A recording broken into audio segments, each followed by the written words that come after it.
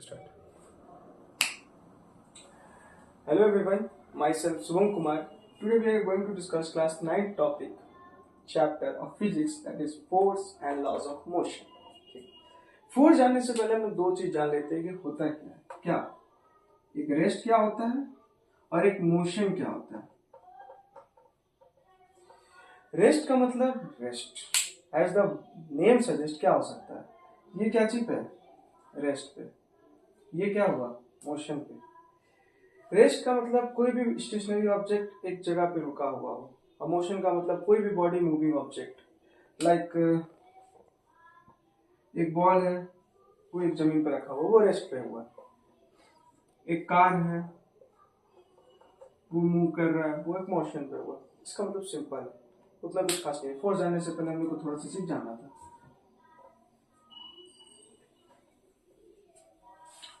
अब main topic पे आते हैं कि फोर्स होता क्या है। फोर्स फोर्स का मतलब हर जगह डेफिनेशन पे लिखा हुआ है, पुल और पुश।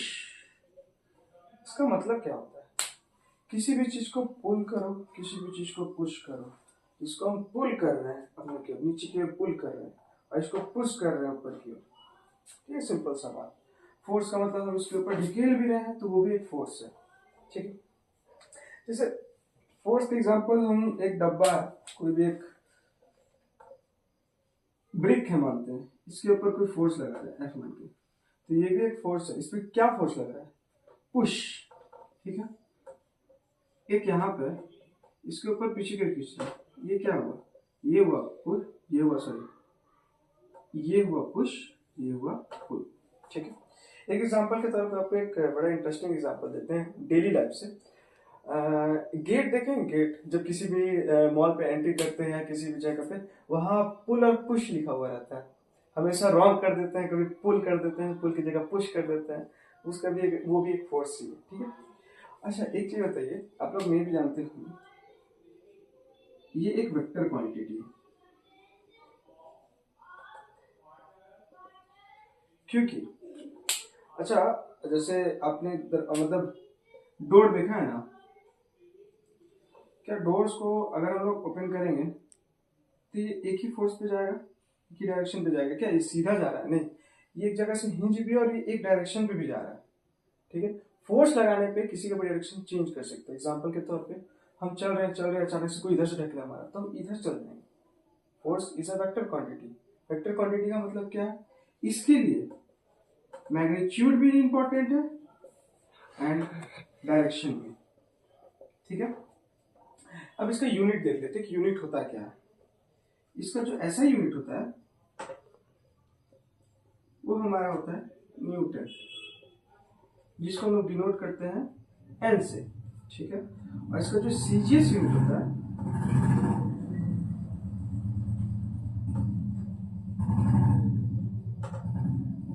वो होता है डायन। डायन लड़की वाला डायन नहीं समझिएगा, ये डायन इसका डायन, न्यूटन के नीचे वाला। अगर ये दोनों का रिलेशनशिप देखना है कि क्या होता है, तो 1 newton equals to 10 to the power 5 dyne होता है। डायन फिर से बोल रहे हैं कि लड़की वाला डायन नहीं समझिएगा। ठीक, अब इसके हम लोग अगला टॉपिक पढ़ते हैं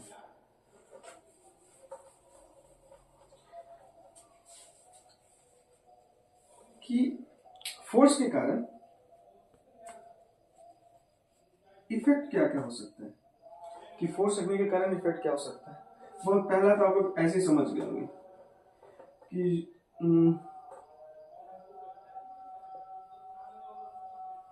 any body at rest can go on motion।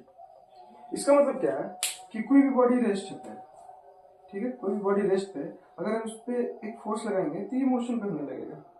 ठीक है, ये एक इफेक्ट हुआ। एग्जांपल के तौर पे एक ब्लॉक रखा हुआ, बॉल रेस्ट पे है, उसको हम ऐसे टेन दिए, चल गया। ठीक है, दूसरा एग्जांपल, ऑफकोर्स इसका वाइस वर्सा होगा, इसका उल्टा होगा। Any body at motion can go on rest. इसका सिंपल सा एग्जांपल, एक बॉल बहुत ऊपर से कैच पे आ रहा है, सो कैच किया, उसको धीरे धीरे मोमेंटम, वो सब बात की बात है, लेकिन वो मोशन को फिर हम लोग रेस्ट में कन्वर्ट किए। ठीक है, अब ये एकदम ऊपर से आ रहा है, अचानक से इस पे फोर्स लगा, ये रेस्ट पे आ गया, मेरा हाथ पे रेस्ट पे आया। ठीक है, तीसरा क्या होगा,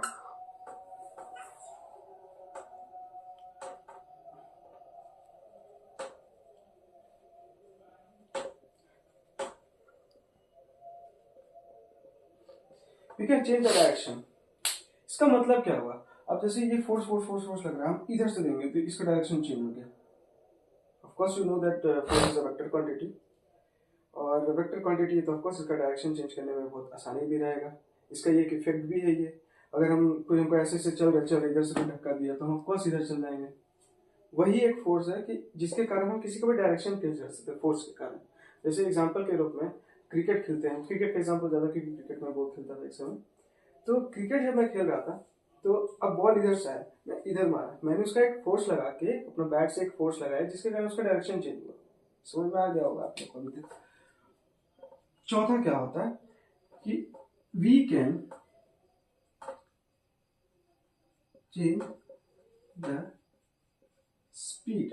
इसका मतलब क्या है, मैं ये धीरे धीरे धीरे एक फोर्स लगाया, ये अचानक से स्पीड में चलने लगा। ठीक है, जैसे बॉल रखा हुआ है, धीरे धीरे बॉल चल रहा है, उसको और कस के मार दीजिए, वो और स्पीड में चलने लगेगा। तो किसी का भी फोर्स के इफेक्ट के कारण वो उसका वेलोसिटी हम चेंज कर सकते हैं। चलिए चेंज भी कर सकते हैं, उसको धीरे भी कर सकते हैं। जैसे जैसे इसका मोशन में जैसे क्या हो गया, रेस्ट हो गया, इसमें ब्रेक भी लगा सकते हैं। ठीक है, जैसे मोशन इन रेस्ट, इसमें ब्रेक भी लगाएंगे तो वो भी एक रेस्ट में मोशन आया। इसमें जो है स्पीड चेंज भी कर सकते हैं, जैसे आप लोग एक्सीलरेशन लेते हैं, हल्का हल्का ब्रेक लगा के कैसे उसका स्पीड स्लो करते हैं, या बाइक का भी वैसे साइकिल का जैसे ब्रेक लगा रहे हैं, धीरे धीरे उसका स्पीड कम करते हैं।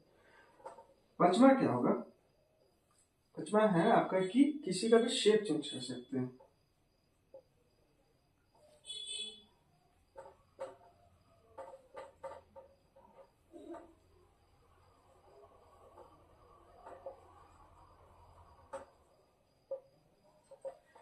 We can change the shape of the object. For example मेरे हाथ में एक पत्थर है, ये मेरा हथौड़ा, मार मार के मैंने इसका शेप चेंज कर दिया। इजी। और एग्जाम्पल ले सकते हैं, आपके घर में कभी भी अपने पुराने जमाने में देखे होंगे तो हल्दी कुटाता था, वो हल्दी सॉलिड फॉर्म पे रहता था, उसमें फोर्स लगा के ही उसको थूरा जाता था, एक तरह से बोला जाता है। तो थूरने पे ही वो एक महीन पीस जैसा बन जाता था। ठीक है, महीन पेस्ट जैसा। चलिए इफेक्ट सब हम लोग पढ़िए, अब इसके आगे हम लोग पढ़ते हैं।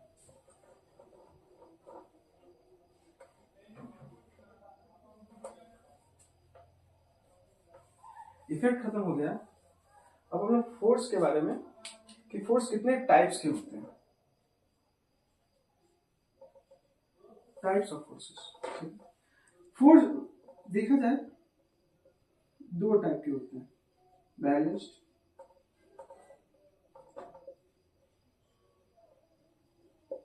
ठीक है। बैलेंस को एक तरह से बोला जा सकता है कि कोई भी बॉडी पे एक्सटर्नल फोर्स नहीं लगेगा। External force in the sense कि मतलब हम वो मोशन पे है तो मोशन पे नहीं, उसका मतलब ये नहीं। इसका मतलब है कि एक तरह से मैं बता सकता हूँ बैलेंस फोर्स ये ऐसे से चल रहा है, इसके ऊपर कोई एक्सेलरेशन नहीं है, तो आप इसको क्या समझेंगे कि ये अनबैलेंस्ड है कि बैलेंस्ड है। आधे से ज्यादा बच्चे बोलेंगे कि अनबैलेंस्ड है, लेकिन ये बैलेंस फोर्स है। ठीक है, एग्जाम्पल में स्पेस में सैटेलाइट घूम रहा है, क्या वो बैलेंस्ड है या अनबैलेंस्ड है? ऑफ कोर्स वो बैलेंस्ड फोर्स है, वो अनबैलेंस्ड फोर्स नहीं है। बैलेंस्ड फोर्स का मतलब होता है कि कोई भी फोर्स उसका नेट फोर्स होगा वो जीरो होगा। ठीक है, जैसे एग्जांपल के तौर पे इधर से भी इधर फोर्स लग रहा है, दोनों तरफ का बराबर है, तो ये ऑफ कोर्स रेस्ट पे होगा। एक कार है, कांस्टेंट वेलोसिटी है उसका, ठीक है, और इसकी एक्सीलरेशन जीरो हो, ये मोशन कर रहा है, ये भी बैलेंस्ड है। और अनबैलेंस्ड का मतलब तो आप लोग समझ गए होंगे कि जहाँ पे नेट फोर्स इक्वल ना हो। ठीक है, जैसे हम इसमें 20 न्यूटन का फोर्स लगा रहे हैं, इसमें 10 न्यूटन का फोर्स लगा रहे हैं, तो अगर एफ नेट देखा जाएगा तो क्या होगा, 10 न्यूटन का फोर्स आएगा। ठीक है, अनबैलेंस्ड का मतलब होता है कि दोनों तरफ साइड्स मतलब बराबर ना हो नेट फोर्स। इसके बाद आप लोग की पढ़ना है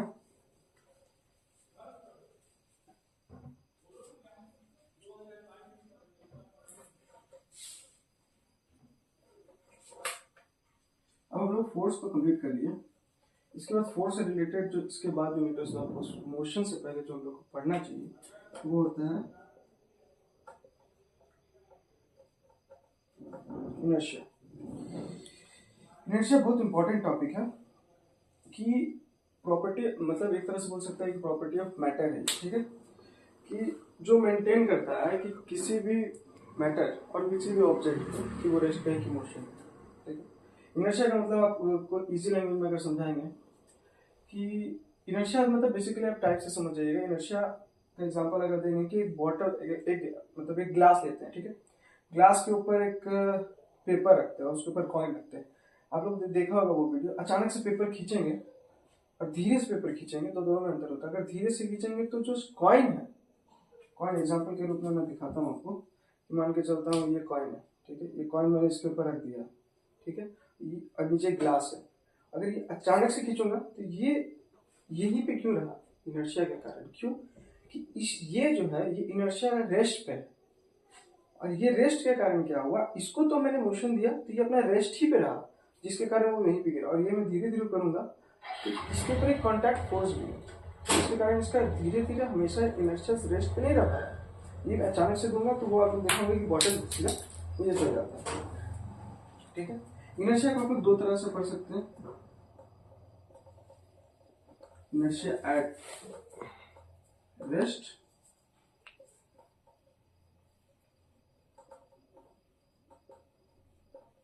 मोशन। चलिए मैं आपको एक बड़े बढ़िया से एग्जाम्पल देता हूँ।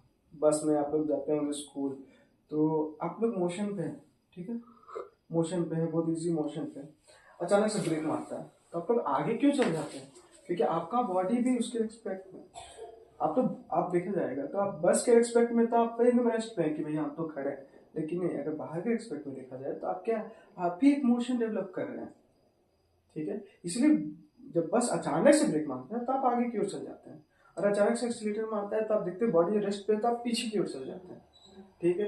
एक जगह और, जब आप लोग टर्निंग लेते हैं, टर्निंग लेते हैं तो आप लोग ऑब्जर्व किए होंगे कि आप लोग इधर की ओर शिफ्ट होते हैं। क्यों कि आपका बॉडी एक डायरेक्शन पे जा रहा है और एक दूसरे डायरेक्शन पे शिफ्ट कर रहा है, आपका बॉडी इस पे रेस्ट पे नहीं, ठीक है।